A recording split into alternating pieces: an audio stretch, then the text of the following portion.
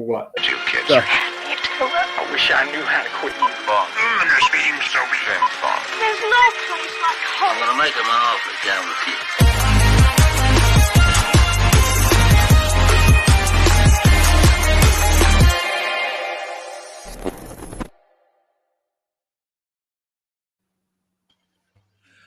hey, and welcome to another episode of Gone with the Wind. It's going to be a short one day, but we just because we don't have a lot to talk about. But it's the calm before the storm because we are going to start getting sort of slammed with stuff from going forward.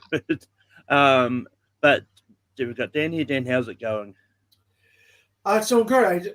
I started my new job last week, so I'm just trying to get back into the acclimated into the schedule of what I'm doing. But I like having 3 days off a week because it gave me a lot of opportunities to watch movies, which is what I love. And we've also got Lewis here. Lewis, how's it going? I'm doing fine. I've been doing great because this is the first of a 5-day weekend that I gave myself to catch up on movies and take a break from work. So I'm doing great. And I'm going to see Godzilla tonight, so I'm excited for that. And yeah, but it's definitely been an interesting week because we had the International Documentary Awards nominations announced, and we also had the Gotham Awards winners happen. But as I usually like to start off these, Dan, what did you watch in the past week? Well, I watched quite a bit, Malcolm. As a matter of fact, under the last time I said something about it, I couldn't really say a whole lot, but because we had the screening last night and everybody's seeing the movie, it's starting to where you can have your reviews out and stuff like that, even though it doesn't come out for most people till December, and then Amazon Prime in January. American Fiction, I wanted to talk about that a little bit more this time around because I saw it for the second time last night, and I'll tell you right now, what a funny, hilarious movie. Just it's so relatable to me, and the Jeffrey Wright character was really relatable to me, and some of the things he was going through in his life. But I just feel like this is a movie that if you're of a certain minority group, black group, you could really relate to this movie. It's really grounded in reality, real family drama type of stuff. But there's just so much to laugh at and so much hilarity ensues, especially with the Jeffrey Wright character and the Louis Guzman character and the This Is Us. Sterling K. Brown. Sterling K. Brown is ridiculously hilarious. Issa Rae's playing it straight, but some of it, which she's got a scene where you just can't help but laugh. But it really gets it started at the beginning, right off the bat.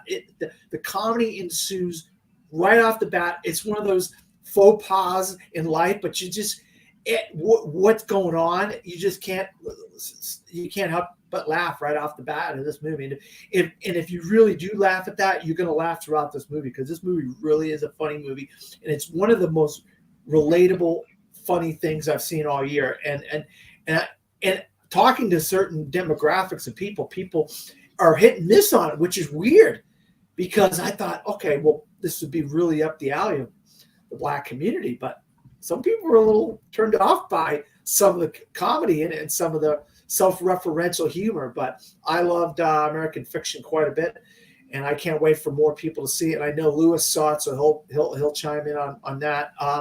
Also, I got my Neon book in the mail this week, and I was full bore into my Neon book, and I've already seen Eileen, which is basically a straightforward movie until something wacky and crazy happens at the end. You're like, what the heck is going on with this movie? With Anne Hathaway and your girl, Thomasin McKenzie, Malcolm, your girl. And then that was, I gave it 3 stars out of 5. Ferrari, I'm under embargo for, but I heard bad things about it, but maybe this should have been like 2 movies, part 1 and part 2 or something. We got part 1 and then, well, where's part 2? Where's the second half of this thing? But the first half I thought was really good. The performances from Adam Driver and especially Penelope Cruz was very good in this. She might get a supporting actress. You don't know. I mean, that's all the categories just starting to fill up with potential candidates for those categories. So Penelope Cruz has been nominated before. We'll see if she gets there again. I thought Adam Driver was good. Shailene Woodley, not really going in and out on the accent a little bit. I don't know, maybe she was out of place there. Also got to see Origin, under embargo for Origin. Wow. Ava DuVernay has come back. This is obviously a very strong movie for her, as far as you can tell this subject matter meant a lot to her. And she really did a great job. I'll tell you, what was the wife in King Richard? Oh God. Ingenue. Yes. She's been hitting home run after home run ever since then, because she's in this and she's really good in this. Jeffrey Dahmer, the girl from Jeffrey Dahmer, who won an Emmy for. Niecy Nash Betts. Niecy Nash Betts is really good in this. But the subject matter is really, I'll tell you what, strong subject matter. It's going to make you really angry when you start getting into the movie. It's got a really nice little performance from John Bernthal. Also, I've been watching a little animated movie I watched called Robot Dreams. I'll tell you right, no words in this movie, just anamorphic animals and a robot, and you just can't help but fall in love with Robot Dreams. A buddy of mine, Sean, told me about it a while back, and I finally got a chance to see it. I really loved it. Also, out on Netflix now, American Symphony, a documentary about Jean Baptiste. If you might know who Jean Baptiste is, he was the music supervisor in some of the songs and stuff on the movie Soul. Also, he's played the Boston Pops. He won he was nominated for a pile of Grammys last year and won. People were all upset that he beat out some heavy hitters last year. Who cares? All these heavy hitters all have Grammys already. What? Someone new can't get some damn Grammys? Jesus Christ! This guy had an education at Juilliard. He's an amazing musician. American Symphony is about this whole symphony orchestra that he is conducting at the Carnegie Hall. It's a great documentary about him and his wife. Very, very good. Also, got a screener of Memory. Oh my God, this is going to be one of those movies that's going to really hit you hard. It stars Jessica Chastain and Peter Skarsgård. They both have health issues or issues like problems with them. One's alcoholic and one has problems with, the title of the movie is called Memory. The other has problems with their memory. And they just find each other. These two lost souls in the world kind of having issues, kind of find each other. And it's very powerful, very, very powerful. Actually, next week I'm going to be part of the press conference, the virtual press conference for Memory. So hopefully I'll have maybe a link for you guys to watch that in the future. So let me think here. I think that's about. I'm guaranteeing that Lewis is going to say something that's going to trigger something in my mind, and I'm going to be, no, I saw that too, but I Napoleon, saw Napoleon. I really like Napoleon a lot, but like between the battles and stuff like that, there was this kind of relationship between just Vanessa Kirby and him, and their on again, off again relationship, and how people perceived these ruling class people in France, and how you have to have an heir and all this kind of stuff. I'll be honest with you. I'm hoping that Ridley Scott puts the 4-hour cut of this on Apple Plus, because I want to see some of those nasty characters that we got to see in Gladiator, the behind the scenes characters that were kind of orchestrating some of the stuff that was going on in Gladiator. I want to see some of that in Napoleon, because it's like touches on that stuff in Napoleon. Joaquin Phoenix obviously didn't have a lot of accent going on with the French accent and stuff like that. He was a little kooky and a little weird, but I think I would like to see the 4-hour cut and see if that makes this movie better than what it was. I liked it. Don't get me wrong, but I didn't love it as much as I thought I was going to. So that's enough, I think, for me. I'm sure Lewis is going to say a couple things. I mean, my memory. I think it's a mistake in a lot of filmmakers like announcing that they were going to be putting the director's cuts on streaming straight after, because I think that's probably why Napoleon didn't do out the box office, because it was like, oh yeah, there's going to be a director's cut coming when it gets released on Apple TV Plus. We can wait because and I know it's with Ridley Scott especially, like I know there's a lot about this. Is his directed cuts like Kingdom Heaven and stuff like that makes the movie better, like. And that's what I've heard. I haven't seen the director's cut of Kingdom Heaven. I don't think I think I've seen the original cut. But Lewis, what have you watched in the past week? Well, I mean, again, I'm still doing my crazy binge. I'm watching 3, 4, 5 movies. Sometimes I even hit 6 movies a day as I'm catching up. Thankfully, I'm getting past a lot of the mediocre stuff that came out earlier in the year. And I think a lot of the good stuff this year, I feel, is coming out at the end. I'm just going to hit on some of the major ones. I saw Saltburn. I really liked Saltburn, like a lot. Now, I will say this is definitely not a movie that's going to be for everybody. There is some real shock value in here. I think what I really liked about it, I haven't seen anyone else mention this, the movie that I know a lot of people keep talking about Talented Mr. Ripley, and I see the influences there. But I think the movie that I thought of was one of my absolute all-time favorite movies, and that's My Man Godfrey. Now, that's a little bit different. That movie's a screwball comedy. It's a romance. But this kind of takes that plot line of bringing someone from the outside world into this crazy rich family. But this has more of a dark, evil twist to it, especially where it goes towards the end of the second act into the third.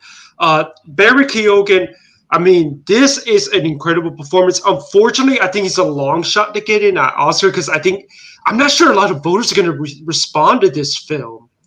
Yeah, I'm in agreement with Dan. I think maybe 6, 7, 8, but I'm not sure he gets in because I just think this movie's going to have trouble in the same way Babylon did with hitting with a lot of Academy voters.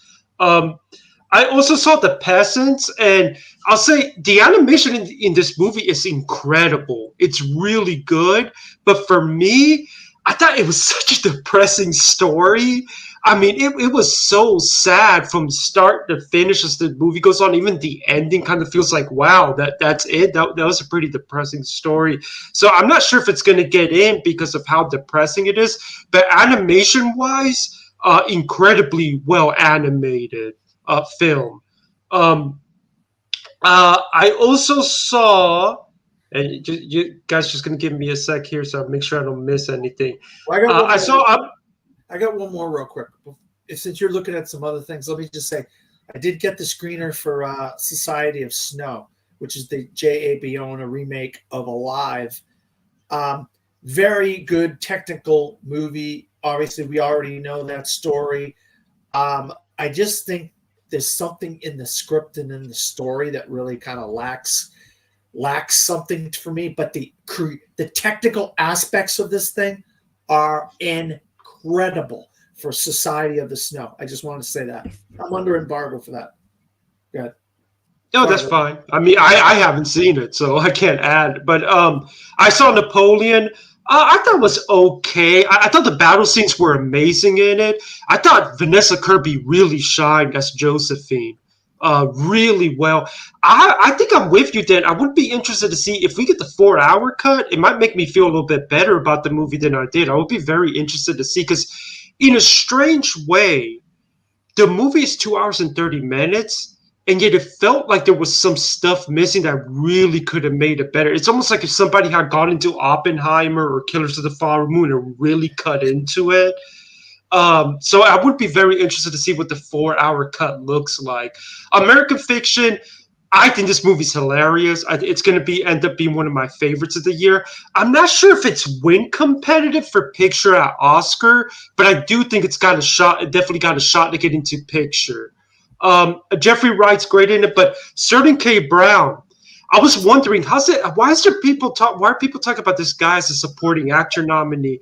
And then watching the film, it's not just that he's funny, but there's also kind of a dramatic character arc going on with him as well in some of the things that he's dealing with.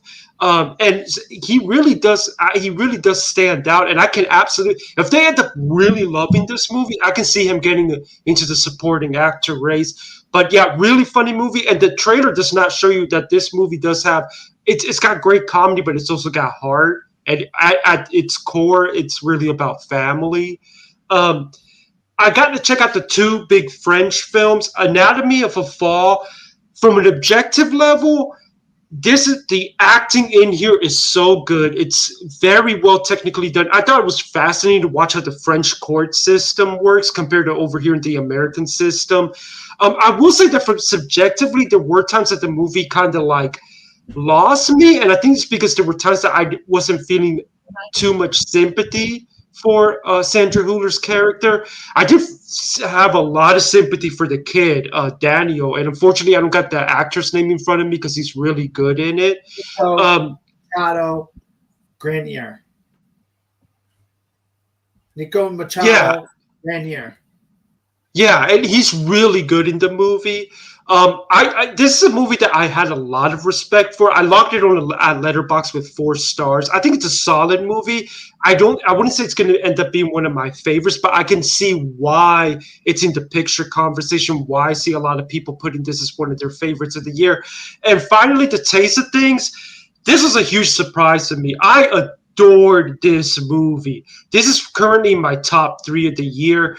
Now, I will say this movie is at times is more vibes than plot. So I think there's going to be some people that maybe don't go with it because there's no score. There's like 20 minutes at a time of you just watching people cook. But I was all in on watching them cook. This made me not only want to eat food, this made me want to cook food too. Watching it, do not watch this on an empty stomach. I'm just warning people. But the performances were really good. I really liked the central romance in the film. This is, I can see, as good as Anatomy of a Fall is, I can see why France maybe picked this over that. Even though I think Anatomy is probably the stronger contender to get into picture. But yeah, that's everything I've seen. And like I said, I as I'm getting to the end of the year here, I can see. I think the festival films this year really showed up compared to last year. And real quick, Malcolm, I also saw Taste of Things, and I'm 100% with Lewis. And I'll tell you the reason why Taste of Things got in as France's submission instead of Anatomy of a Fall is because it's 100% in French. Anatomy of a Fall is about half English, half French. And I'm right with you as far as the relationship between Majamel and Binoche. I mean, the romance of cooking, that first half hour of them cooking that meal for those guys was like just magical. Just magical. It makes you love the art of eating and cooking. And you're right. If you're hungry, do not watch The Taste of Things. And the camera work. And the camera work during the cooking scenes. Oh God, that kitchen, that house, the cinematography in that whole area was just like the light would come in from outside. Oh, magical. All right, Malcolm, sorry about that. But yeah, I mean, I watched a lot of stuff in the past week, but most of it is books based on movies based on young adult books. So I'm not going to go through everything, but some of this like 2023 movies I watched. Though in a manner, I watched the Dylan Sprouse movie Beautiful Disaster, which I had a lot of fun with. I thought the story was actually pretty good. It's on, I believe it's on Amazon Prime. Then I went and watched the Netflix Adam Sandler movie. You are so not invited to my bat mitzvah, which I think was a really because I just kind of really like that story. I think it was great. Adam Sandler's kids are really good actors, and I can't wait to see sort of where they go from there. then I sort of watched in totally legal fashion. So I did not illegally watch because Paramount Plus doesn't exist over here. I watched Good Burger 2. I'm a big fan of the first one. The sequel was just kind of disappointing. Like I liked it enough to that it was like 2.5 stars for me, but it largely was. No, I just want to add Malcolm that I saw Good Burger 2 as well, and I'll tell you that rewatching Good Burger, it was the first time I had seen it as a kid. I thought it was like okay, but rewatching the sequel, I felt like made me appreciate the first one a little more because I think the second one, in a weird way, got more childish. I mean, I kind of get that, but it's one of those. Because I also rewatched the first. I watched both of them back to back, and I still really enjoy the first one a lot more.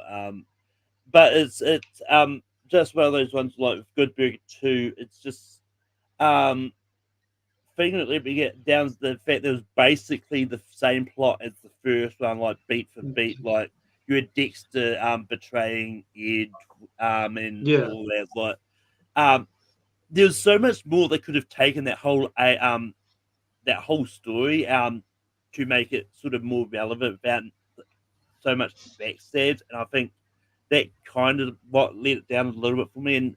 And it's one of those ones like you can definitely tell that Dan, like for obvious reasons, that Dan Schneider just had nothing to do with this one. Like I think it's one of those ones like with the person they got to do it, I don't think really understood what made the first one actually pretty good and all that. So and it's just one of those ones like some of those cameos just felt like phoned, like literally zoomed in. But Yeah. I mean, the thing that really I really don't understand is and this is sort of Miles Woods, but not really because it's only a small segment in the movie. They got the actress that played Monique from the first one in a cameo, but only as the actress herself. So they could get her in to do this random Imagine ripoff like thing through Zoom, but they don't get her to come in as her character from the first movie. That I don't understand. It's like, but moving on, I saw the what are you about to say, Dan? No, go ahead. I just was going to say before we close out this segment, I have one more I want to say. Yeah, and I also watched the Netflix animated movie Leo as well, and this is a really heartwarming story. Like I did not expect a movie about a lizard to and make me wish I had a magical lizard that could talk to me and help fix my life. Malcolm, can I ask you a question? Can I ask you a question, Malcolm? What did you think of the animation? So I liked the animation when it came to the animals, but I thought the animation for the people were bland. I mean, I like the animation for the people. I didn't ever, and yeah, look, I'll say this now. I think this could be a dark horse to get into animated. I mean, and it's one of those because it came out recently that this has broken the record for the most streamed debut animated movie on Netflix. Breaking the previous record holder of The Sea Beast, which snuck into animated movie last year. So that, and it's for that is like, well, maybe Leo can do the same thing. Well, it's a more stronger year for animation this year.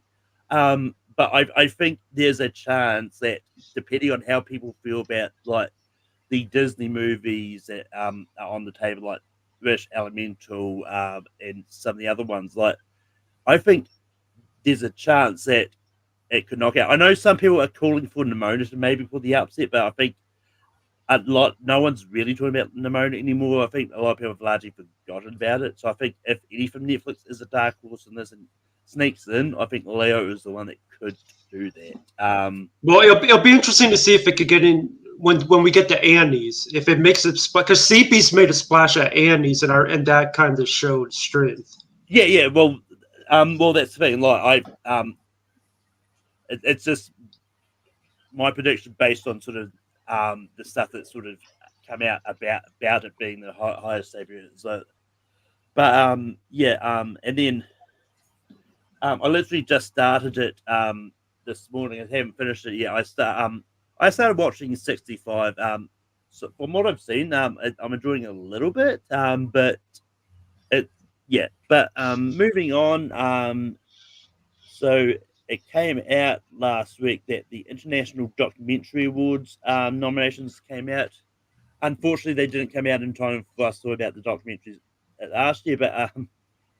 But nominated for Best Feature Documentary at the International Documentary Awards, got Against the Tide, Anne Hell 69, Apollina, Bobby Ryan, the People's President, Going to Mars, the Nikki Giovanni Project, In the Rearview, Mulsufando, Q, The Mother of All Lies, and While We Watched.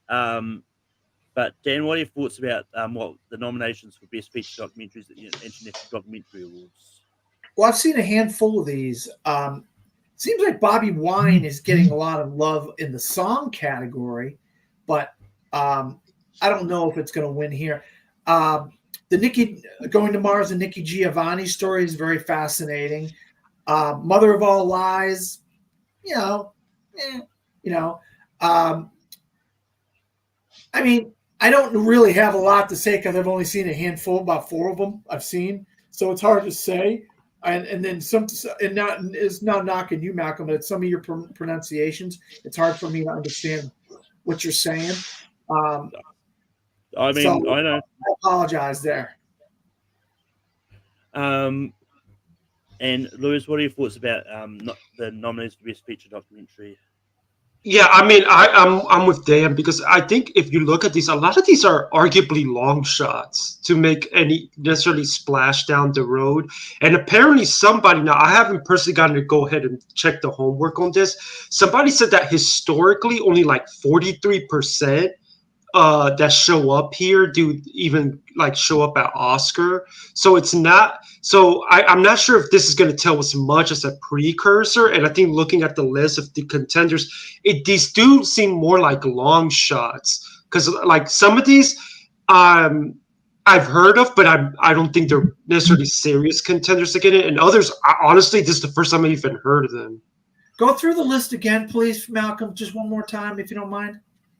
Against the Tide, Angel 69, Apollina, Bobby Ryan, the People's President, Going to Mars, Nikki Giovanni Project, In the Rearview, Mulsufando, Q, The Mother of All Lies, and While We Watched. Yeah, I've only seen 3 of them. That just tells you it's hard for me to predict something or talk about something if I've only seen 3 of them. But yeah, I'm right with Lewis.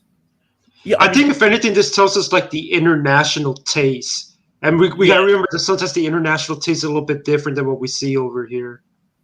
Yeah, no, it's one of those ones like one of the ones that kind of surprised me just based because of how big it is 20 Days of Miracle not being here.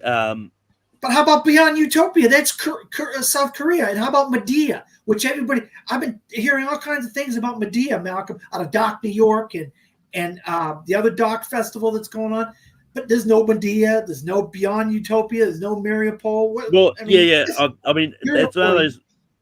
I mean, it's one of those. I'm not going to pretend I know everything about the International Documentary Awards at all, but like maybe there's reasons they like. I think it's just because they are looking at documentaries from all around the world, and I think it just shows that like there's draws, and maybe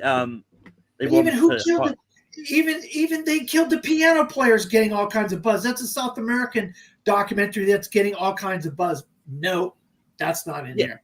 Well, what I was about to say is like maybe I don't as I said, I don't know much about the National Documentary Association or who's in it and that, but I think it's bizarre.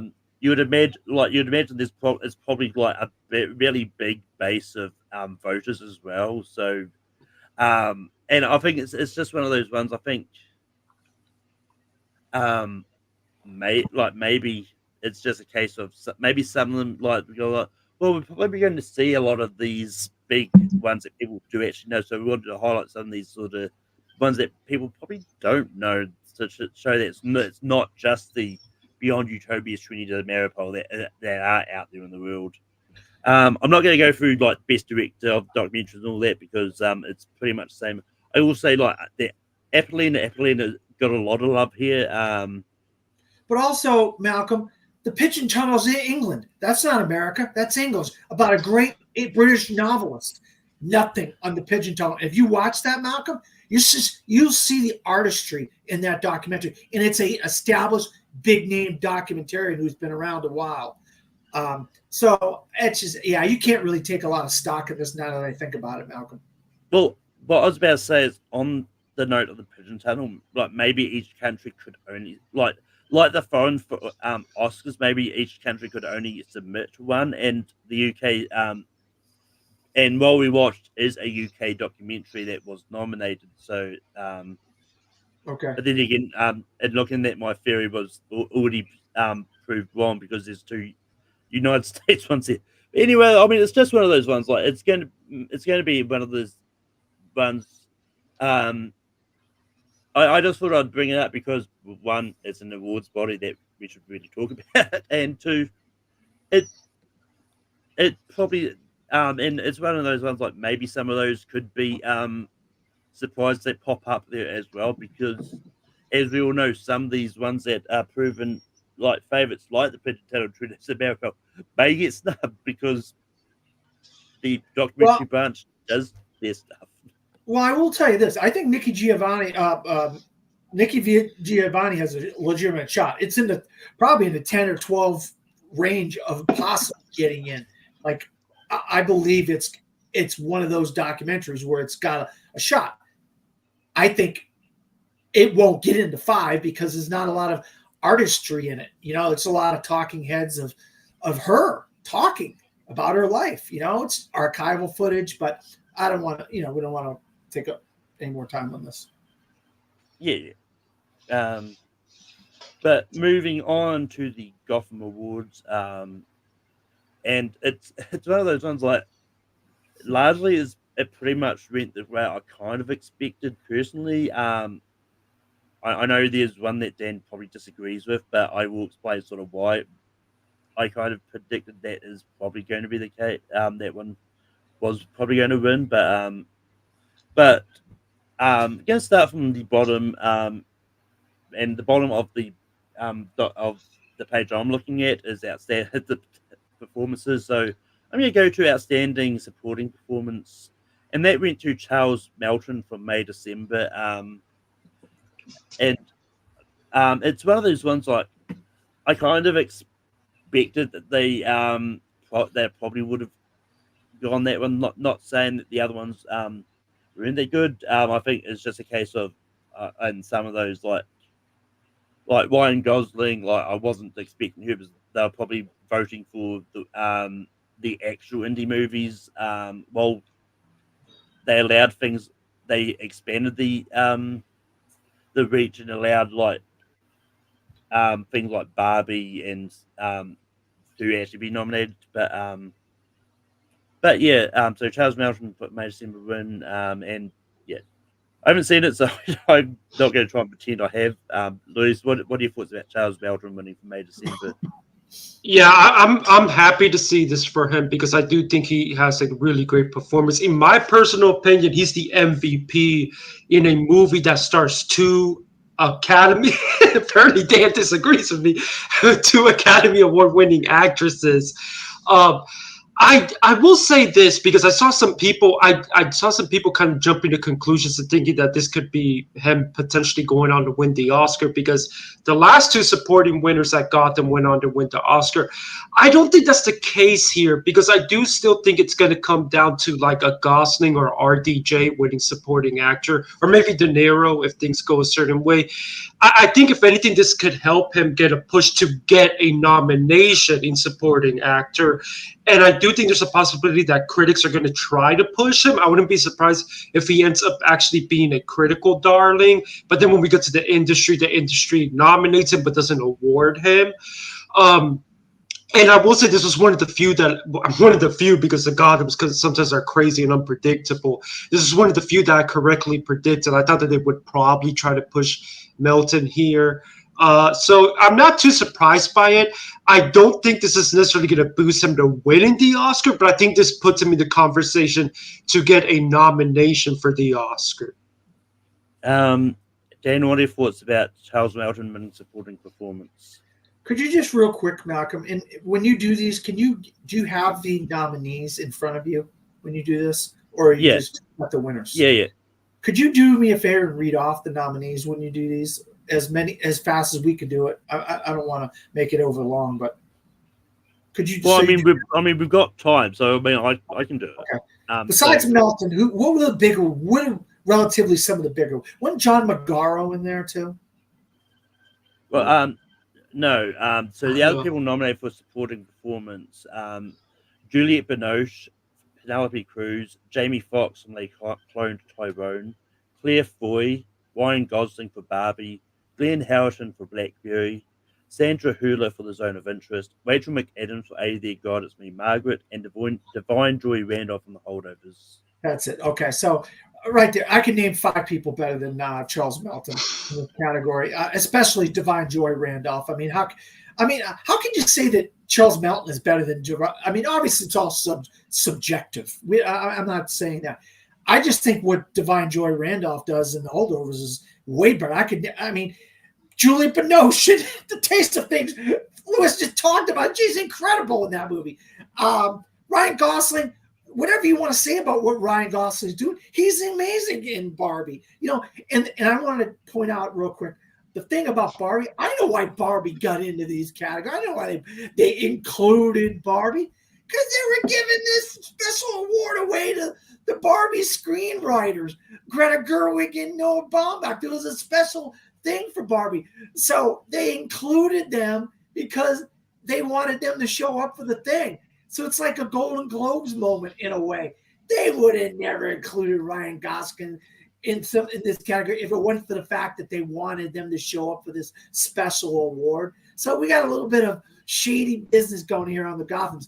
And I got, when the time comes, I want to just say something about the Gothams, Malcolm. When the time comes, if you give me that opportunity. But yeah, I would have said Divine Joy Randolph all day long in this over Charles. Look, it's Charles Melton's playing a boy as an adult. He's an adult who's acting like a teenager. It's like, all right, dude, I get what you're going for. Good job.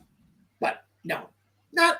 He didn't deserve to win this category. I'm going to be the grumpy grumper in this whole group because I'm not going to like a lot of these, and I'm going to tell you so. I mean, I will say that even though I was happy for Melton, and I apparently liked his performance a lot more than you did there, he wouldn't have been my personal vote. He would not have been my personal vote. I probably would have been between Binoche or I just saw, Taste of Things today, but Binoche or Randolph. So, but I just think this is just they are trying to get him, make sure that he's in the conversation. That's fine. I don't have a problem. I'm just saying what my opinion is. I would have went with Divine Joy Randolph. I think at least 2 or 3 other people are better than Melton. But I didn't hate Melton in that movie. In my review of May December, I speak glowingly of him in the movie. But he might slip in at 5. But I'll be honest with you, I haven't even seen The Color Purple, and I would rather see Coleman Domingo in 2 categories than Charles Melton. But whatever. Yeah, no, I mean, I forgot that you were on the episode, Dan, when we talked about the Gotham nominations, and but right. And I told you a lot to say. Well, yeah, but yeah, touching on like your point about Barbie, it's one of those ones like, this year, like the Gotham organization decided to remove the budget cap requirements because, in which they claim will create a more inclusive pool of nominees, and it's just one of those ones like, in the quote that's on the Wikipedia page, like it's like they're excited to include more voices from around the globe by expanding eligibility for the many brilliant international films and formats that deserve to be in consideration this year. So, and they think it was like shifting budgets. They decided to eliminate arbitrary budget caps for submission, like instituted a decade ago, to broaden their reach in terms of recognition and accessibility to the wider community. And it's one of those ones like, while like it things like Barbie and that snuck in here, I think, and it's one of those ones like, I think it's telling that they still didn't end up winning, and that like, but yeah, moving on to lead performance. So nominated, you had Anjanou Alice Taylor from Origin, Greta Lee from Past Lives, Franz Rogowski from Passages, Barbatia Sadjo from Our Father the Devil. I probably butchered that name completely. Andrew Scott from All of Us Strangers, Kaylee Spaney from Priscilla, Tiana Taylor from 1001, Michelle Williams from Showing Up, and Jeffrey Wright from American Fiction. But the winner was Lily Gladstone for The Unknown Country. And look, I know Dan has thoughts. The reason I thought this might have been the case is is like maybe, and it's kind of similar to Charles Melton. Like maybe the voting body saw the name Lily Gladstone, didn't really read the movie it was nominated for, and just assumed it was Killers. And they wanted to help boost her stock for potentially getting in for the Oscars. And because I mean, maybe they thought like, well, Jeffrey Wright like has most likely is considered a favorite. Like Kaylee Spaney is getting a lot of buzz. And Greta Lee like has had a lot of sort of recognition for Past Lives. So I can kind of get why Lily Gladstone maybe snuck in to get the win here.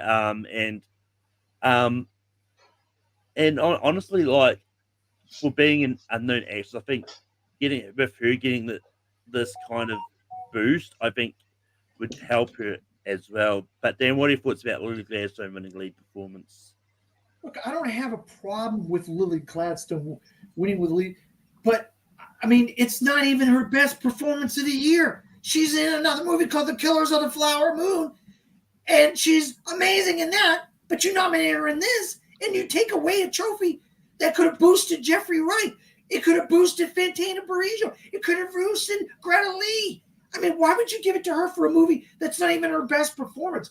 I understand. I saw the movie. She's good in the movie. And she's not bad. I reviewed the movie.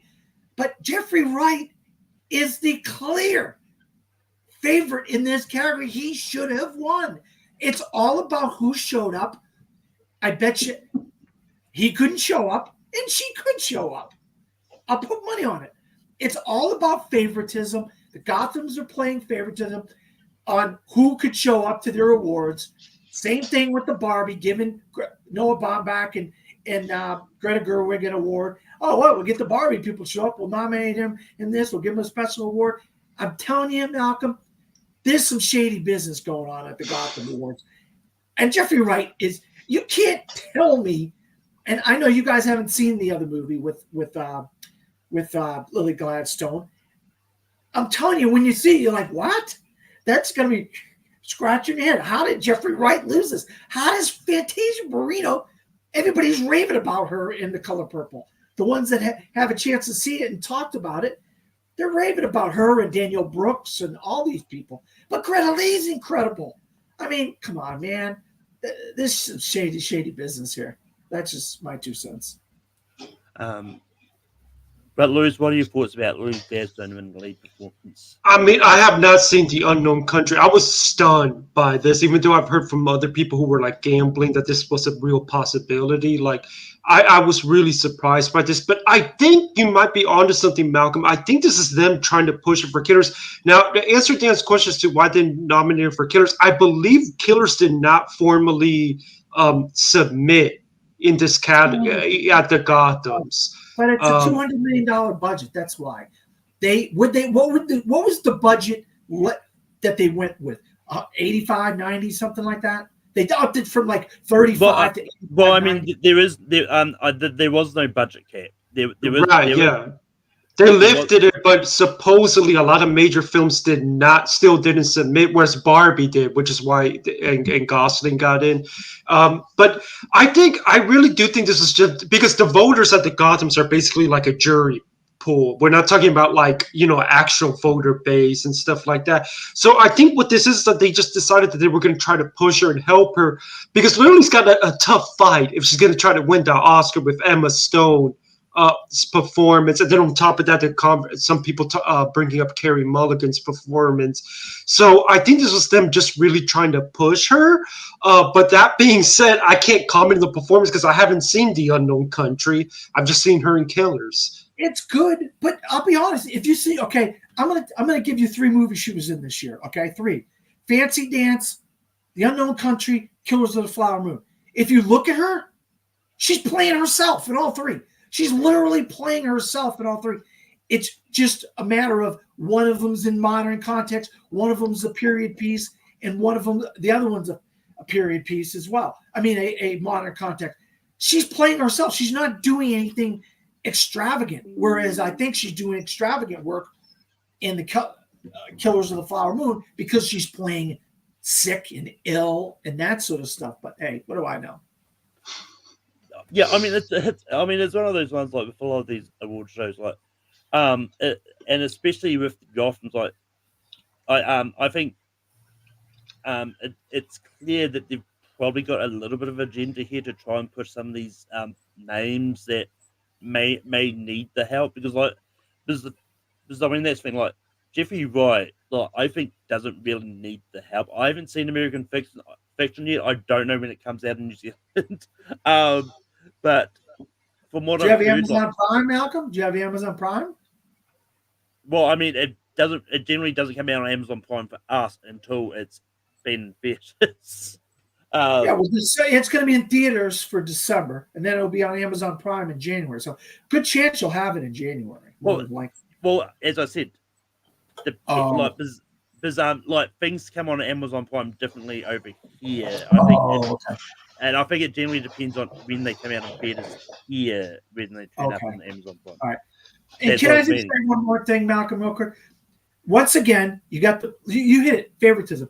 They're nominating Martin Scorsese for some kind of special award, and of course they wanted them all to show up. So giving an award to Lily Gladstone got her to show up, got De Niro to show up because he's going to present the award. Then they're going to go up on stage and clap and enjoy the Marty and all this stuff. And Martin's my favorite director of all time, and Robert's my favorite actor of all time.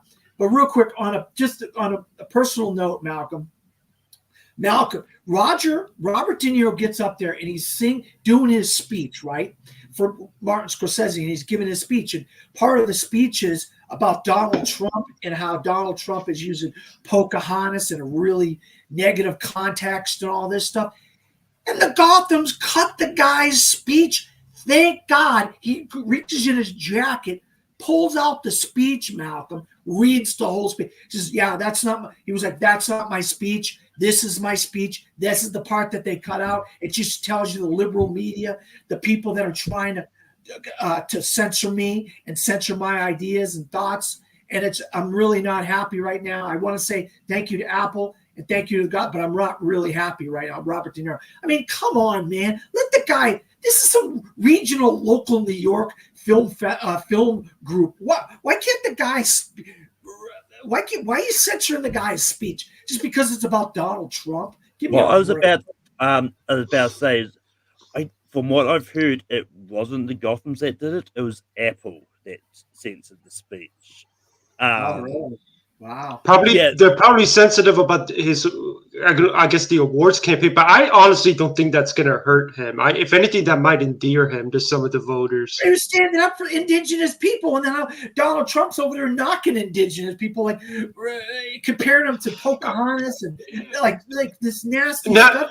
Like, Not that I disagree with you, Dan, but I don't know how political we want to get on the show. We got to move on. no, I just wanted to say that about the Gotham, since we're talking about the Gothams. I thought that was in really bad taste for the Gothams. No, I agree. I agree. Well, yeah, as I said, I did watch that clip as well. From what I gathered, I don't think it was. I think it was Apple that did the censoring, not Gotham. Because I mean, as we know, a lot of these award shows don't have a problem with being political. They really don't.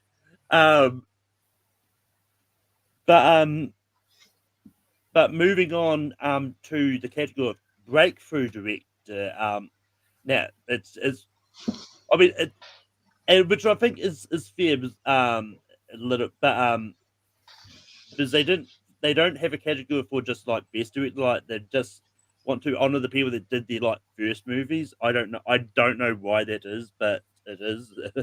But nominated we have Michelle Garza Cervera for Huzara the Bone Woman, Raven Jackson for All Dirt Roads Taste of Salt, Georgia Oakley for Blue Jean, Celine Song for Past Lives, and winning it is Avi Rockwell for 1001.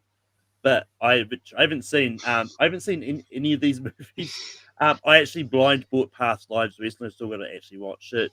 But Lewis, what are your thoughts about Avi Rockwell winning 1001? Yeah. I mean, I can't really speak to the actual result too much because even though the screener's sitting there, I still haven't gotten around to Past Lives. I'm definitely going to get around to it before the end of this week. I saw 1001. I thought it was a decent character study. I didn't love it as much as other people that I saw. I did really like Teyana Taylor's performance. I was actually kind of surprised the Gothams didn't try to push her because I think she's a bigger long shot than Lily Gladstone is in terms of getting any Oscar push. This shocked me because even though I haven't seen Past Lives, this song I thought was the massive favorite here. And to the point that almost made me wonder if we might even see an upsetting feature, which we'll get to later. I wonder if this was just them trying to spread the love, given what was going to happen in feature. I wonder if this was them trying to push her, because Song's probably going to get that DGA first time nomination, but probably win. But maybe they're trying to push her, Rockwell, to get into that as a nominee. It's a New York movie. It's about New York. That's it. New York too, but this is more of a New York, a more gritty, dirty, grimy kind of New York. That's a really good point there, because that might be it. That it might be some New York bias going on there. But yeah, I think this is just like the other ones we're talking about, where I think they're just trying to maybe give a boost to someone who they think needs it. But this, to me, this was easily even more, I would argue even more than Gladstone, the biggest shock of the night. Like, this was really surprising. Yeah, and Dan, what are your thoughts about Avi Rockwell winning Breakthrough Director? This movie is in 3 segments, Malcolm. It's on Peacock here in the United States. You can watch it on Peacock. The first segment is the best segment. It's really where it's saying something about single women with children and stuff like that, and New York being a tough place to raise a child and whatnot. Then the other segments about the deadbeat dad and all this other stuff really drop off. So to me, this is 1/3 of a good movie. Whereas Past Lives is a perfect movie. It's a masterpiece. It's a master screenplay. Celine Song should have won it here, and it's ridiculous. I've seen 4 of the 5 of these. I would have even said Georgia Oakley for Blue Jean over that one. I mean, Blue Jean is fantastic. These awards, I'm really losing a lot of respect for this body of people for this, because I mean, are we doing the TV ones too, Malcolm? Because I got a couple comments on the TV ones. I mean, we can touch on them if you want. Yeah, I like to touch on them. But yeah, so like this was initially a little bit of a shock for me, but then it's like it could just be them spreading the love as well, and maybe giving a boost to A.V. Rockwell. I don't think this is going to work in their favor for A.V. Rockwell. Unlike maybe Lily Gladstone or Charles Melton, but so this kind of seems to me as like them spreading their love and giving something different at the award. And just to touch on something Dan said, bias at awards ceremony, an awards body. Who would have guessed? But moving on to Best International Feature, and this went to Anatomy of a Fool. The other nominations was All of Us Strangers, Poor Things, Totem, and The Zone of Interest. This is probably the safe bet here. This is kind of what I expected. And it, Louis, what are your thoughts about Anatomy of a Fool winning Best International Feature? Yeah, this is surprising at all. This was going to be a really hard one to predict, regardless, because I could have seen them going with All of Us Strangers. I could have seen, which was actually, I think, the most nominated film. It ended up walking away with nothing. I could have seen them going with Zone of Interest, which is what I ultimately predicted they would do at Gold Derby. But this is a surprise to me. I do wonder, and we'll talk about something else that Anatomy won later, that I wonder if, because there's been talk lately that Anatomy's like that number 9 or number 10 movie, and there's conversations too, can it still get in there? If this was them really trying to make sure that that movie gets that push to ultimately to get into the picture conversation. Because, obviously this is the beginning of a lot of awards and nominations we're going to be getting over the next month before the industry starts saying things in January. But yeah, this isn't too surprising to me. It clearly they like the movie. Clearly they want to push the movie. And even though I didn't love the movie as much as other people did, this is a good screenplay, especially with some of the things that they had to tackle with this film. And Dan, what are your thoughts about Anatomy of a Fool winning Best International Feature? Well, I've seen all these except for Zone of Interest, which I'm seeing tomorrow. And I mean, other than Zone of Interest, I would say that was the front runner here, Anatomy of a Fall, and I thought it was a great movie. It's in my top 10 right as of right now, and I think the topics of this is like, just because something happens doesn't mean somebody's at fault for doing it. What, somebody can't make it have an accident and something bad happens. You know what I mean? It's interesting how, and it reminded me of there was like either a Hitchcock film or Anatomy of a Murder. Anatomy of a Murder with James Stewart. Yeah, and it reminded me of that in a way, but it's their version, their take on the kind of story, you know what I mean? And I'll tell you, Sandra Hüller's incredible in it. I love the kid, Milo Machado Granier. I think this is why we need under 18 Academy Award nomination for a category, because this kid is incredible in this movie. Combine, make it 3 boys, 3 girls, or whatever if you have to. Because I'm just sick and tired of these kids getting completely left out. This kid's got no shot in Best Supporting Actor, and it's ridiculous because he deserves to be in there. And yeah, I don't have anything to add to any of that. But, moving on to documentary feature, nominated we had 20 Days in Mariupol, Against the Tide, Apollina, Our Body, and the ultimate winner is a movie called Four Daughters. Dan, what are your thoughts about the Four Daughters winning Best Documentary Feature? I mean, I don't know. I mean, I've seen Four Daughters, okay? And this is a laughing stock that Four Daughters beat out 20 Days in Mariupol. I mean, ridiculous. I mean, I, you know, $4 is more of a thirst trap than it is a good film. You know, for me. I mean, I'll be honest with you. I'm being 100% honest here. You're gonna watch that movie because of the people that it's subjecting, and if you can get past the reading the entire subtitles, and they go by fast, so you got to really be paying attention. I think Mariupol is one of the best documentaries of the year. I think it's going to be in the 5 come the Oscars, and if it's not, it's a travesty because it deserves it. I think when you get something like 20 Days in Mariupol, where you're really on the ground floor of a war that's actually going on, that's rare, if you ask me. But hey, maybe they don't want to talk about the war in Ukraine anymore. And plus, Navalny won last year, so the fact that they could get 2 Ukraine type Russian / documentaries back-to-back years could potentially be the front runner. That's interesting. But Louise, what are your thoughts about Four Daughters winning documentary feature?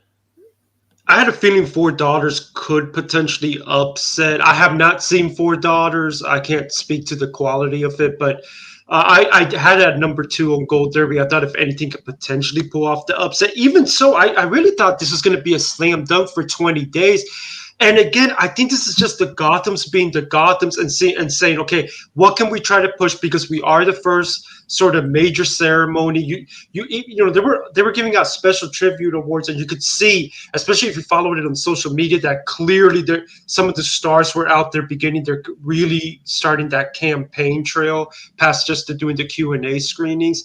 I just think this is, again, the Gothams maybe trying to see if they could push this movie to a shortlist mention, because 20 Days at the moment, and obviously we've seen the documentary branch do crazy things, at the moment it's definitely a favorite to get into the shortlist. So that's the only thing that I can imagine is why they went with Four Daughters.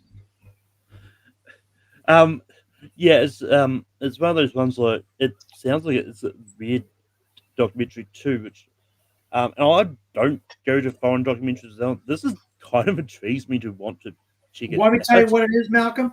I was about to get to there, because basically the plot of the documentary is about a mother of 4 daughters. Then 2 older daughters disappeared. Then to fill the void left, the film director invites professional actresses and brings the viewers close to the life stories of Offa and her daughters, and it mixes documentary and fiction, which is a really weird premise for a documentary in itself, but it's so weird that it makes me interested to want to check out.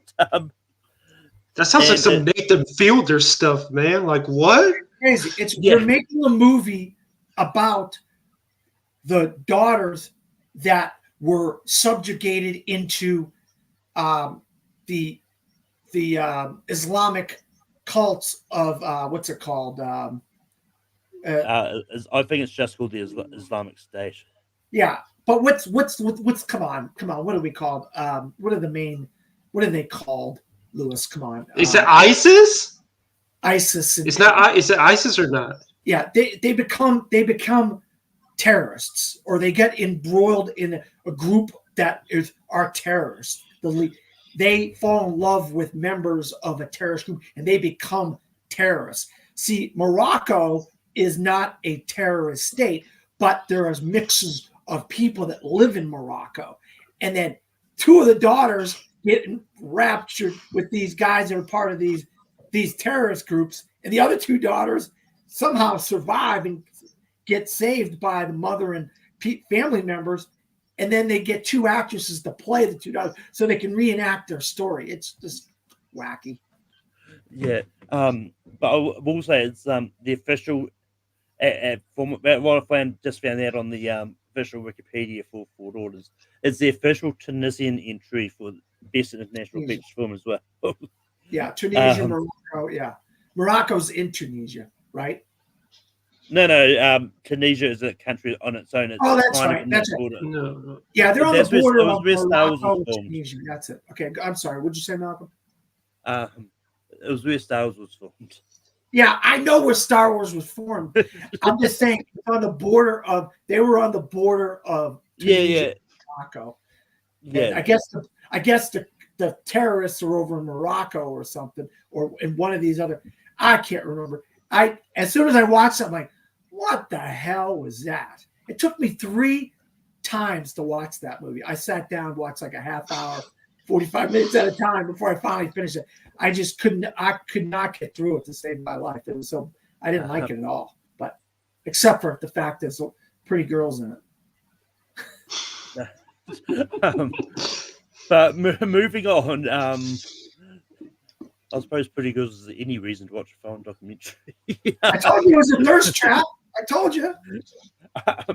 But moving on to best screenplay, nominated in best screenplay, we've got All of Us Strangers, May December, RMN, The Zone of Interest, and the overall winner, Anatomy of a Fool. And like this is the only sort of repeat winner, which corresponds. I would have thought that it was going to be a split between international feature and screenplay or something. But um, but just from what I've heard about Past Lives, it still boggles me that it wasn't nominated at all. Even rereading those nominations, but I think it just shows like how much of a competition screenplay is, especially with the fact they weren't designated between original and adapted. They were just like screenplay. So, but Louis, what are your thoughts about Anatomy of a Fall winning screenplay? Yeah, like I said, when it won international feature, I think they were just really trying to see if they could push it to be more of a safer picture nominee than it seems to be at the moment. So I think they just decided to go big and give it both of these awards. I was a little surprised, and again here with given that we saw them kind of try to spread the love elsewhere, I'm a little surprised they didn't necessarily maybe go with All of Us Strangers here because this is, I had predicted that they would go with that here because that is the most nominated movie and just ended up walking away with nothing.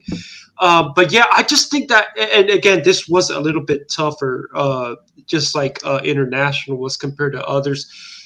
To figure out, but I just think they were just. I just really think that they're trying to make sure that this movie gets a boost because at the moment it is kind of a bit of a toss up as to whether it can get into that picture slate. And I think they're just trying to really push it at the moment. And I think I wouldn't be surprised if you see critics try to push it as well. Dan, what are your thoughts about Anatomy of a Fall winning screenplay? Well, it's a talky movie. There's a lot of dialogue because it's a courtroom drama, and I could see the script. The script is very, very powerful, and you know all the major characters in the script are really got a lot of dialogue. So I could see where the script really is somewhere. Maybe they're pushing the anatomy of a false of a false script as possibly. We've seen foreign scripts get into some of these screenplay categories. But the overall, I mean, how does Past Lives not even get in here is ridiculous. I mean, this is one of the best scripts of the year, one of the best screenplays of the year. Celine Song is almost a lock to get into best original screenplay, and we got an update on Barbie too, Malcolm, this week. Oh yeah, yeah. No, it's one of those ones like speaking on Barbie quickly, I was going through Gold Derby. I noticed that Barbie has moved over to original screenplay now as opposed to adapted. Told you. I knew. Though I don't believe the Academy has made their final ruling on that, so it could still change. Because I haven't seen news if they did make the ruling, and that's why it went to original. Well, no, apparently Gold Derby switched it just because they were openly campaigning. Because like WGA is gonna, no matter what, WGA is gonna accept it in original, like they did with Moonlight. But remember, the Academy said Moonlight is gonna be adapted instead. So we still haven't gotten a final ruling what the Academy is gonna do. But everywhere else, it's gonna compete in original. So I think that's why Gold Derby switched it for now, even though we haven't heard the Academy's final ruling. Oh, okay. Okay. Yeah, so it was apparent. So they maybe they switched it in September or something. And I just didn't notice because So I just quickly did a quick Google about that, and apparently, it was reported in Variety that Barbie is going to be campaigned for original screenplay. Not that that means it's going to get in there. It'll be come down to the Academy in the end. Yeah. Well, my But only thing is, Malcolm, and I don't want to cause an issue here. My only thing is this. My points were that I think it needs to be an original. I believe it's an original screenplay, but also that it's got a much better shot of winning for Gerwig and Baumbach, and that's why they need to be an original if they have a legit shot of winning and getting nominated. If you're an adapted, you got no shot with some heavy hitters in adapted. Yeah, because I mean, this year adapted is stack. It's the reverse of last year. This year adapted stack original is going to be. That's why they did is because it's their better shot to win. Thank you. yeah. I mean, it's yeah. I mean, it's one of those ones like, and I think that's probably when the switch happened on Gold Dube is when it was reported that that's what they were campaigning for. But yeah, I mean, it's going to be one of those ones like, as I said, like there's definitely points on either side for whether it counts as original or whether it counts as adapted. Like, and it's one of those ones like I've always had the argument like of stuff like Logan just being nominated and adapted just because it's based on a singular character. No, it's based on a specific story called Old Man Logan, and it's very similar to Old Man Logan, except without the Hawk and without Hawkeye. It's very, very, very similar to Old Man Logan, a comic book story. What about Top Gun? Top Gun 2 last year had to be adapted just because it was a sequel. That's a sequel to a movie, characters that already exist. Maverick, Goose's son, people like that. They already exist in a movie, so you're adapting it from another movie.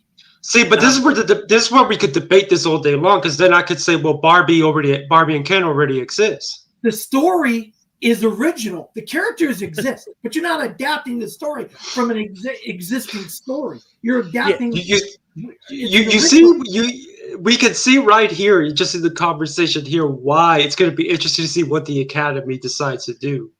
Yeah, and what I was about to finish saying about Logan is, I think even though the story itself is loosely based on Old Man Logan, especially if you look at the credits, like as they scroll past, I believe it would say like just based on characters created by Stan Lee. Like that's all it says. It doesn't say it's specifically based on that story. So it is what it is. And I mean, and it's one of those ones. I'm pretty sure Glass Onion was adapted as well. Yeah. Okay, so let me get into Glass Onion. Glass Onion, the first movie, was an original movie. But then you do a second movie with the Benoit Blanc character, bam, you're adapting it from the previous material with the main character that's Benoit Blanc. So that's why. Like I said, we could debate this till the cows come home. I'm telling you. Oh yeah. I mean, it's one of those ones like there's lot of instances where I don't agree with something being adapted. But it is what it is. The Academy will do what they want to do.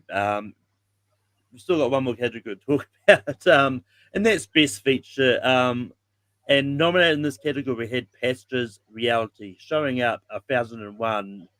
And the ultimate winner was Past Lives. Even though I haven't seen it, but is kind of what was nominated. I think it's kind of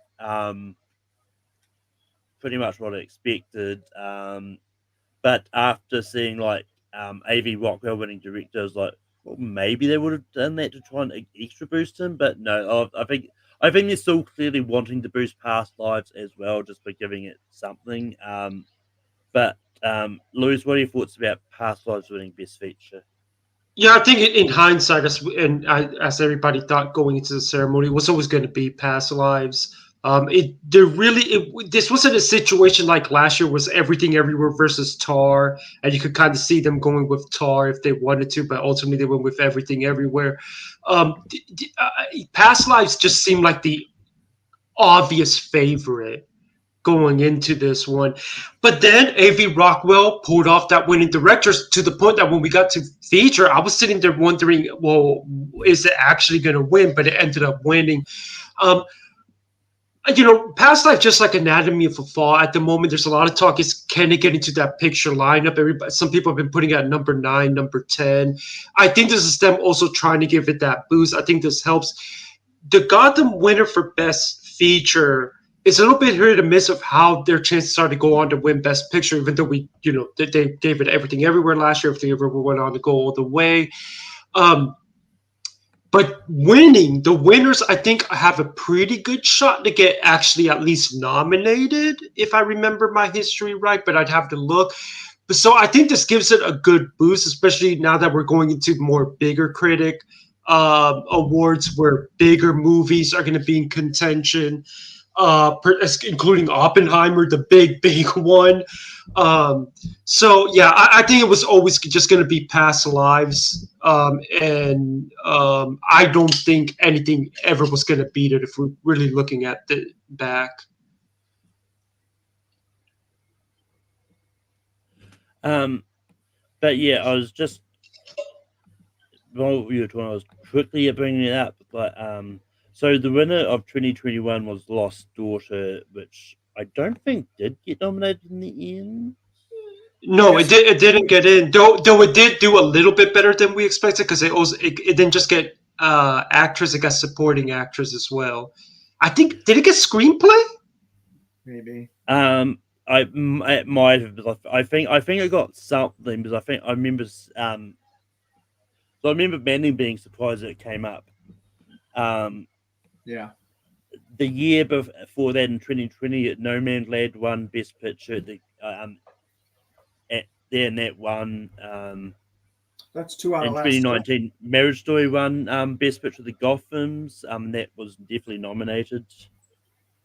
2018 was The Rider being nominated at the Gothams. I don't think that was nominated at the Oscars. No. 2 Call out Me of by 5. Your Name. Yeah, Call Me by Your Name, Moonlight both won their respective years. And they Well, Call Me by Your Name didn't win; it got nominated, but Moonlight won. Yeah. He's saying of the year. Oh, he's saying never mind. I thought he was talking about the Oscar winner. Sorry about that, Malcolm. No. yeah. Spotlight, Birdman, both won. Wasn't Llewellyn Davis nominated in 2013 at the Oscars? Not for picture. And it was like number 11 had to have been, because it was one of those ones that everybody was talking about that year too. Yeah, that was one of those. Every year we get some contenders that look like they're getting in, and then ultimately they end up not getting in. That year, that was one of those. That was a big year. It was so many great films in 2013. So in the last 10 years, there was like about 8. It's about 50%, ain't it, Malcolm? Well, I think it's just over. I think it's about like 7 out of the 10 that we looked at, with Past Lives being excluded. We don't know the nominations for that yet. But so 7 out of 10 of the ones that have won Best Feature, the Gothams do end up in the Best Picture race. So I think I will say.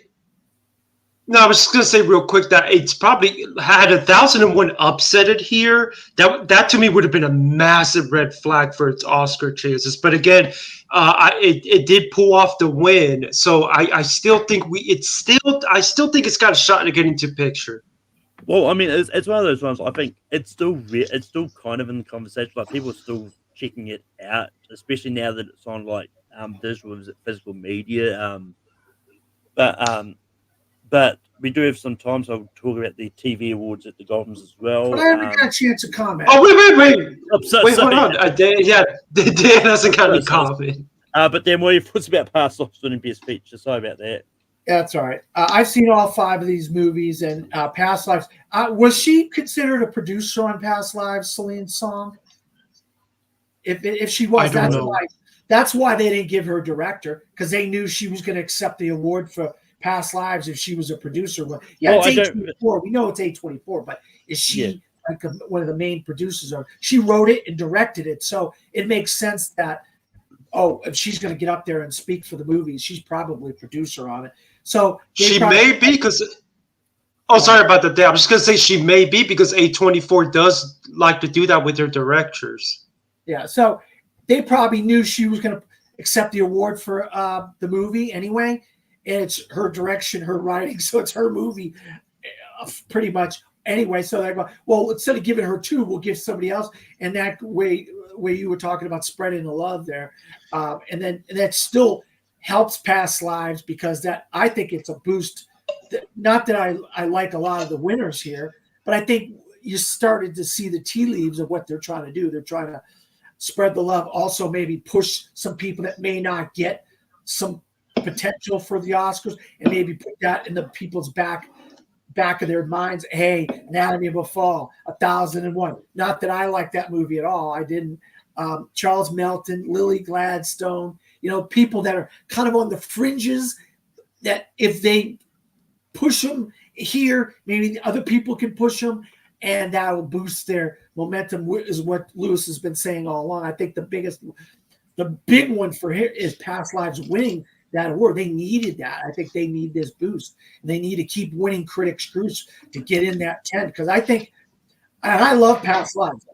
I think Past Lives is really on the fringes, 8, 9, 10, 11, 12 in there. So any of these critic groups, any of these local guilds that can give it a win is just like when the festival season was going on and American Fiction was winning festivals. That was a boost to American Fiction, I thought, So this Lives, I think it's an amazing movie. I think I predicted way back, what was it, July or whatever, 5 nominees for Past Lives, Malcolm. And it was my number 1 movie of the year when we did our halfway of the year list. So you know how much I love that movie, Malcolm. I mean, it's just such a small movie that I just think that it's really going to need that critics push to remind those voters. And the other thing too is focus is no pun intended here, but focus is not focused on 1001. They're focused on the holdovers. No, they're not even thinking about 1001. They want the holdovers to get as many nominations as possible. If that movie came out so long ago, 1001, and they didn't even push it to get it to critics when the time came. It was on Peacock before you know it. I watched it on Peacock because they didn't want to give it to us. But that tells you I'm going to take care of 1001, but whatever. I will just say Celine Song's not listed as producer on Past Lives. She did get up there and accept the award, though, for him. Well, I mean, generally with best, even with the Oscars, like that, everyone gets up on that stage. It's just, she got up and accepted the award. There was no producers. She's not a producer. The producers weren't there. She, as the writer and director of the movie, got up there and accepted this trophy for the movie. So that's all. I mean, the producer.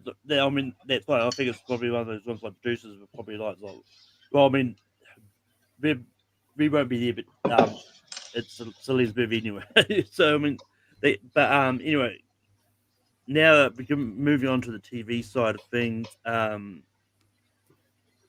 For outstanding performance in a new series, nominated you had Jacob Anderson for Anne Ross's Interview for Vampire, Dominic Fishback for Swarm, Jarrell Jerome for I'm a Virgo, Natasha Lyonne for Poker Face, Belle Poley for A Small Light, Bella Ramsey for The Last of Us, Chaskey Spencer for The English, Rachel Weisz for The Dead Ringers, Stephen Yeun for Beef, and the winner was Ali Wong as Beef.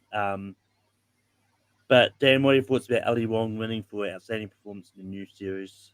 Well, I've seen 8 of the 10, and I did way back when I did my review of Beef on here, and I'm not the biggest fan of Beef, but it made sense for they're pushing her, they're pushing Beef in a lot of Emmy to be the best miniseries or made for TV movie or whatever miniseries at the Emmys. So they're going to give Beef a lot of this love. And I wasn't the biggest fan of it, but look, I'm not going to sit here and crap on Ali Wong. I would have probably given it to Bella Ramsey or Dominique Fishback if it was for me. I think both of them are fantastic in their shows. And I got more to say about The Last of Us before this is over.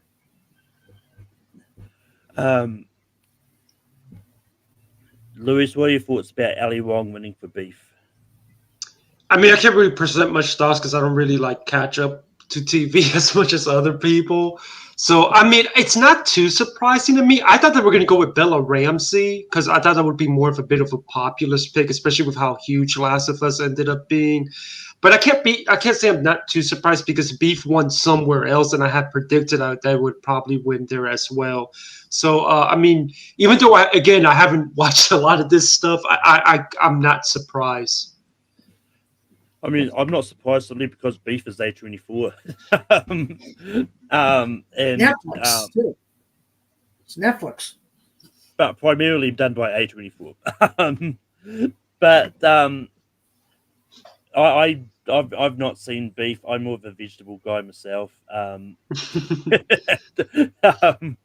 But yeah, this it kind of surprised me a little bit because I thought for sure it was going to be Bella Ramsey. I mean, I've not seen a whole bunch of these either. I've only probably seen Last of Us and Poker Face. But moving on for breakthrough series that's under 40 minutes. Nominated High School, I'm a Virgo, Rain Dogs, Storm, and the winner was Beef. Same thing as last time. I don't know much about Beef. Look, I reviewed Beef. Let me tell you something. I gave it 1 star, Malcolm. I gave it 1 star. This should have been maybe a 2-hour movie. This thing was like 6 episodes on Netflix. And I'm thinking about after the second episode, he's like, why are they doing this? Why does this keep dragging out? They're just dragging this thing out so long. Maybe even it was 10 episodes. I'm not sure. It was more than 2. That's all I know. And it was a bunch. And I'm like, after I lost interest in it after a couple of, it's a concept of a guy on the road who's driving, who gets cut off by a woman, and then she sticks her finger out the window, gives him the finger, and then they go on this whole car chase. And then this whole thing is like this big beef between it and all their family and their friends and coworkers and people get involved in this. It's just ridiculous. It's just ridiculous. The concept is ridiculous. I could have watched this for a couple hours, maybe a movie, but 7, 8, 10 episodes, ridiculous. But I understand why everybody else loves it, not me. So I understand why it won. Funny enough, Dan's just hyped it up for me, giving me a reason to go watch it because it sounds like 8 to 10 episodes of ridiculous that I'm probably going to enjoy. And they're half-hour episodes. It's not like they're hour-long episodes. They're half hours. So you could probably 30, 35 minutes long episode. You could probably get through it in about 4 hours. Well, I mean, there would have to be half-hour episodes to be nominated for the under 40 minutes. Yeah. Well, yeah, I know that. Malcolm, I know that. But Louis, I know you said you haven't seen Beef, but any thoughts on Beef winning?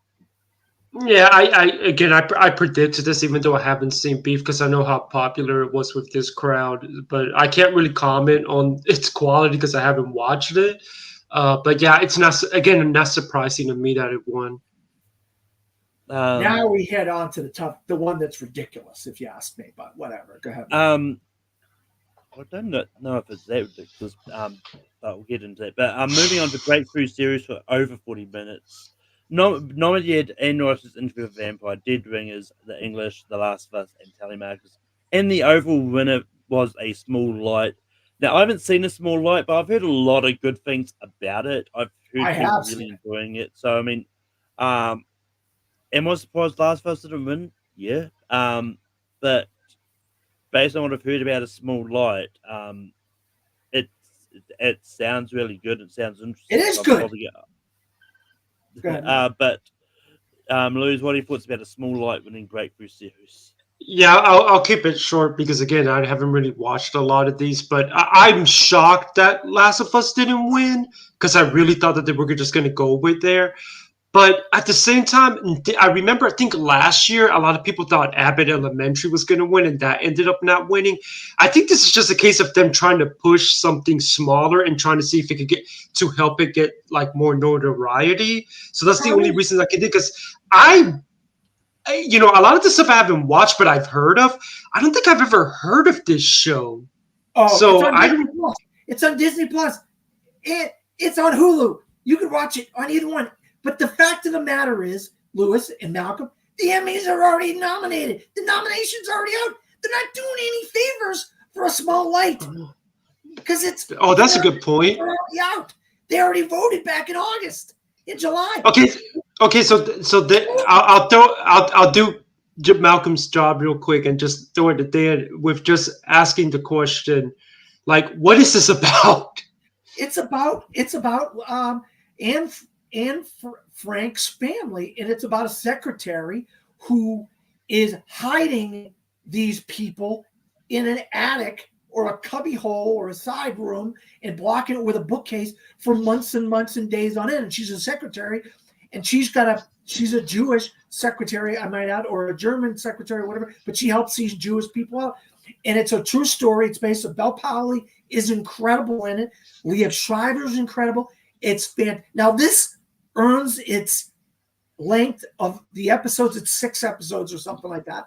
And as soon as I saw it, I was blown away by it. But that being said, the overwhelming favorite here should have been The Last of Us. It's a massive hit. Massive hit. It's the Gothams being the Gothams once again, but they forgot the nominees. They already picked the winners back in August and July. They're not trying to help A Small Light. I love A Small Light. I'm telling you that right now. I love A Small Light, but it should have been The Last of Us. It's bottom line. It should have been The Last of Us. I mean, it's one of those ones like I don't think the Gothams forgot that the nominations for the Emmys have already been done and all that. I think it's just simply a case like the Gothams just really like A Small Light. I think I think it's possible that this is probably legit that they just really like the show. Maybe. You know what, Malcolm? I'll give you that. Maybe they just really liked it and they wanted to give it an award. Like I said, I'm not sitting here bashing this model because I freaking love it. But maybe they didn't want to give it to the heavy hitters like Ryan Gosling and The Last of Us because they're big Warner Brothers, blah, blah, blah, blah, blah. But whatever. Well, yeah. I mean, I think, once again, that's probably part of it because I think if they kept the budget cap for what it is, Last of Us probably wouldn't have been nominated anyway. But honestly, it's one of those ones I think they may have think the others like, well, Last of Us is already getting a lot of love. Let's try and highlight this smaller TV show that people may not have checked out because as Lewis said, he'd never heard about it. So this they're doing it to try and help sort of get people to maybe go check it out and actually go find this show. That's more really power good. to them. Then, if that was what they were going for, more power to them. I'd recommend it to you guys to watch it because I did way back when I talked about it. Right, Malcolm? Yeah, I mean, I remember you talking about it. But that being said, I don't know if I'm frozen or not. No, you're not frozen. Is there a couple acting awards or not? Was there no more acting? No, because what they do is they both all the acting things are all put into one. They only had the best lead performance for TV show. So. Okay, I gotcha. So that was it. They only had 4 for acting. I mean, for TV. Only 3 for TV. 3. Wow, that's weird. Okay, all right, no problem there. Now you're frozen, and we're looking at your head. We can hear you though. Yeah, I'm aware. My Chrome screen's disappeared. So I may have to exit out of it and be back in a minute. Just keep talking about something. All right. So Lewis, you got Godzilla tonight. I got the Zone of Interest tomorrow night, and you got the Iron Claw tomorrow night. I got 3 next. I got The Color Purple. I got Boys on the Boat and the Iron Claw next week. That pretty much what we got coming up here for me and you in the next 2 weeks. I'm seeing Iron Claw tomorrow, and then Color Purple Monday, and Boys in the Boat Tuesday. Though supposedly they're actually going to show both. They're going to give us Boys in the Boat digitally on Monday, and if that's the case, then I'm not even going to bother to go to the theatrical thing. I'll just watch it there.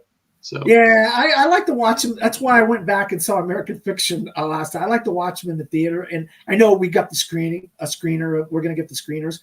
I don't know. There's something about it, seeing it with an audience and seeing people's reactions to the jokes that I already saw and heard once, and I'm laughing at the same jokes all over again. Especially once, I mean, be honest, wouldn't the beginning of that like get you off in the right mood? Didn't the beginning of that get you off in the right mood though? How stupid was that? From the get go, the movie just starts with the jokes, and it's just and it's just wait, we got Malcolm back.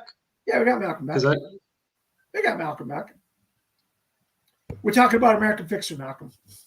No, yeah, I was listening. I could still hear you as I was going on.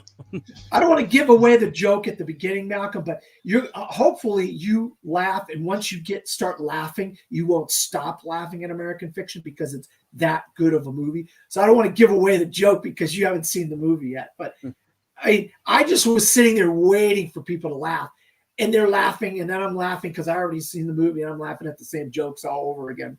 That tells you. Go ahead.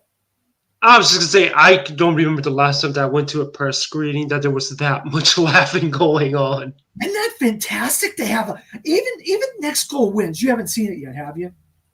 No, I saw Next Goal Wins. I mean, I liked it a lot more than a lot of people seem to. Oh, thank God. We're getting movies that are fun, funny movies that you can laugh at. When the hell has that happened, Lewis and Malcolm? We're getting movies we can actually laugh at. Have you seen Next Goal Wins yet, Malcolm?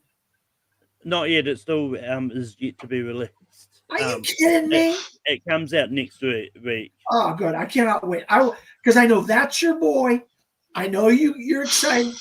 Besides Peter Jackson, your other boy is Taika Waititi. I know you're excited for Next Goal Wins because that's your boy. Yeah, I want a really good review from you on how funny that movie was. I'm not gonna. I just want to say so much, but I'm not gonna say. But it's got a really good, touching story in the middle of it. That's a true story, but as part of this story of the whole thing, you know. I heard someone say that they said Taika Waititi's back. Like, what? He made one movie that wasn't good. Every director has made divisive movies that people didn't like, you know. So, whatever. Don't get me started. I mean, watch. He'll get bashed for a Star Wars movie now, probably. But where you look, Malcolm's gone, and now we're still on. We're still live. Yeah, I'm wondering if given that I gotta go soon, I'm wondering if I should check out, but I don't know because he's still running the show. Yeah, he's still running the show, but so that's what you got this week, and you got and then you're on for Migration. Are you going to try to do Migration on Saturday, the 16th? Yes. Even though for the fact that it's coming out 16th means we won't be able to vote for it for Central Florida. Well, we did get Puss in Boots: The Last Wish in a link that week, like on Wednesday or something. Oh, that's true. Yeah, I remember that. Now, if they do that, I'll do that instead. So, because if I end up really liking it, I want to make sure if I can vote for it. Well, and I did talk to Maroc, and Maroc Publicity told me they are aware of our deadline for our guild, and they are working to get us the Universal Focus/Peacock link with all their stuff in it, so we can watch Migration before the deadline. Because I mean, I can't say nothing because I don't want to say nothing because you still haven't seen The Boy and the Heron, you haven't seen Robot Dreams yet, and I haven't seen Migration and the Peasants yet, or neither one of us have seen Dawn of the Nugget yet. So you've got Boy and the Heron, Dawn of the Nugget, and Migration, and I have Peasants Dawn of the Nugget and Migration to see. Well, I stuff. also have Robot Dreams, but I'll definitely cross that out this weekend. I'll definitely cross that out this weekend. Yeah, I hope you like Robot Dreams. Doesn't have a lot of words in it, but it's the animation's pretty pedestrian, but you kind of feel for the character, the main character, and I'm not going to say nothing about it. But Malcolm, you're back. Yeah. But with that being said, there isn't much else that we need to talk about anyway. Going over to plugs, Dan, where can people find you online? You can find me at my name, Dan Skipbound, on Facebook, Twitter, X, Threads, Blue Sky, Letterbox, any variation of DP Skipbound, From the Fourth Row, Dan Skipbound, whatever, on all of those. Also, I'm a film critic in Orlando, Florida. I write for FromTheFourthRow.com and Disappointment Media. Also, I got one episode left of My Life, My Love, 50 Years in Film, which will be at the end of December, and that'll be celebrating my 50 years of existence through film. Also, you can catch me. It's going to be tough for me now with the Movie Hero Network because of their hours of when they usually record. But I'll try to see if I can get back with those guys more often. But I got a new job, so my nighttime hours are going to be very, very limited. So either rank them, and these other shows are going to be hard for me to be on these shows because I got to go to work. I got an hour drive to work every day. So, 4 days a week, only work 4 days a week, which is good. But yeah, so those are the places I'm going to be doing a lot of reviews in the next couple of weeks with all the movies I've saw over for your consideration and stuff like that. So stay tuned to all those.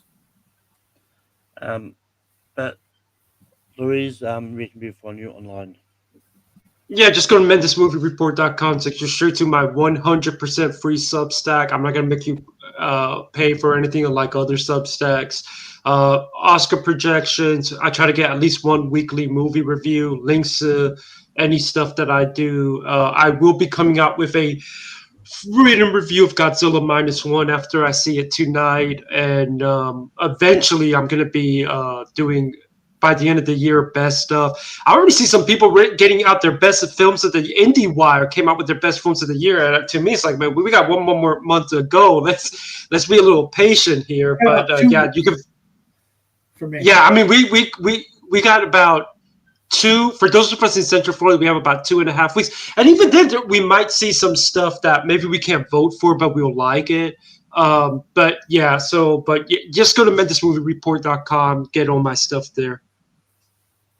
Yeah, and you can find me hosting Rankum every Sunday night. This week we're doing top 12 Adam Sandler movies. And you can also find me popping up from time to time on the Movie Hero Network. And yeah, but until next time, I shall see you and just keep going to the movies. Boom! Drop the mic.